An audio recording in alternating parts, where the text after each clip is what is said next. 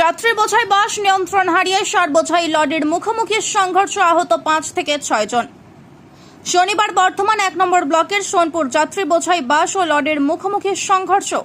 ঘটনায় লরির চালক ও বাসে থাকা 5 থেকে 6 জন গুরুতর আহত।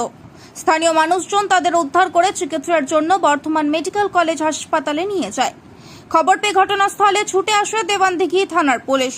জানা গেছে, এদিন দুপুরে শহর বর্ধমানের গুডশেড রোড হতে কৃষিকাজের সার লোড করে লরিটি সমুদ্রগড়ের দিকে রওনা দেয় এবং কৃষ্ণনগরের দিক থেকে বাঁকুড়ার পাত্রসায়েরগামী বাসটি বর্ধমানের দিকে আসছিল। আর ঠিক সেই সময় সোনপুর গ্রামের কাছে কামারশালের কাছে টানের মুখে বাসটি নিয়ন্ত্রণ হারিয়ে ওপর সাইডে সার বোঝাই লরিটির মুখোমুখি সংঘর্ষ, দুটো গাড়ির সামনের অংশ ভেঙে যায়।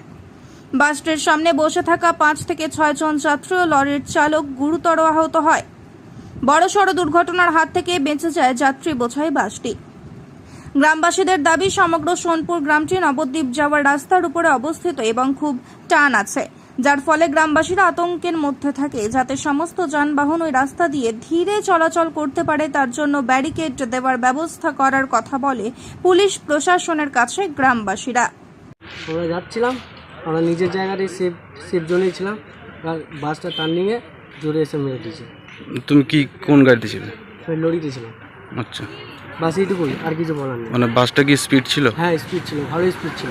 আচ্ছা, সেখানে অনেক মানুষজনও ছিল, ওরাও মানে আমাদেরকে যে হিসাবে মেরেছে বেশ ভালো জোরে মেরেছে। মানে স্পিড বাসটা তবে লরিটা ওদিকে গেছে। আচ্ছা, কোথায় যাচ্ছিল লরিটা? কোথায় যাচ্ছিল? সমুদ্রগড়।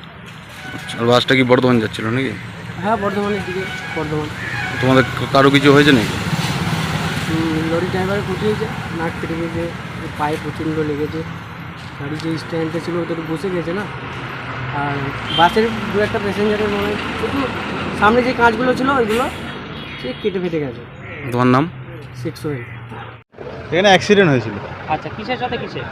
এই বাসের সাথে লরির সামনাসামনি হয়েছে। বাসটা একটু রেসে আসছিল, লরিটা যাচ্ছিল, লরিটা একটু স্লোই যাচ্ছিল। এবার দুর্ঘটনাবশত সামনাসামনি ধাক্কাটা হয়ে গেছে। লরিটা কি দাঁড়িয়ে ছিল না যাচ্ছিল? না, লরিটা যাচ্ছিল। লরিটা যাচ্ছিল? হ্যাঁ হ্যাঁ। আচ্ছা, লরিটা কোথা থেকে কোথায় যাচ্ছিল? লরিটা তো নবদ্বীপের দিকে যাচ্ছিল। হ্যাঁ, লরিটা তো নবদ্বীপে, বর্ধমান থেকে নবদ্বীপের রোডে যাচ্ছিল। নবদ্বীপের দিকে যাচ্ছিল? হ্যাঁ হ্যাঁ। আর বাসটা কোথা থেকে আসছিল? বাসটা তোমার নবদ্বীপ থেকে বাঁকুড়ার দিকে যাচ্ছিল, বাজিতপুর। কোন জায়গাটা অ্যাক্সিডেন্ট? এই সোনপুরে, আমাদের গ্রামেই হয়েছে। সোনপুরে? হ্যাঁ হ্যাঁ। আহত কেউ? আহত বাসের লোকগুলো হয়েছে আহত, গুরুতরভাবে আহত। লরির মারা কেউ যায়নি, ড্রাইভারটা আহত হয়েছে। আর বাসের কোনো যাত্রী ছিল? বাসে? হ্যাঁ, বাসে যাত্রী ছিল। বাসের যাত্রী কি আহত হয়েছে? হ্যাঁ, বাসে যাত্রী আহত হয়েছে। কোথায় নিয়ে যাওয়া হয়েছে তাদের? বর্ধমান হসপিটালে নিয়ে যাওয়া হয়েছে। কেউ মারা যায়নি? মারা যায়নি, তবে আমাদের সেন্টারের সামনে কাঁচটা পড়ে আছে, তো একটু তোলার যাতে ব্যবস্থা হয় বা ব্যারিকেডের যদি ব্যবস্থা হয়।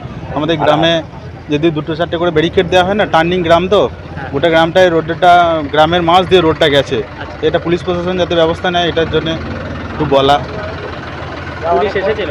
হ্যাঁ, পুলিশ এসেছিলো, দেখে গেলো। বড়বাবুকে বলা হলো, বড়বাবু বললো যে 4টে ব্যারিকেড দেবো। আমার নাম সৌরভ ঘোষ।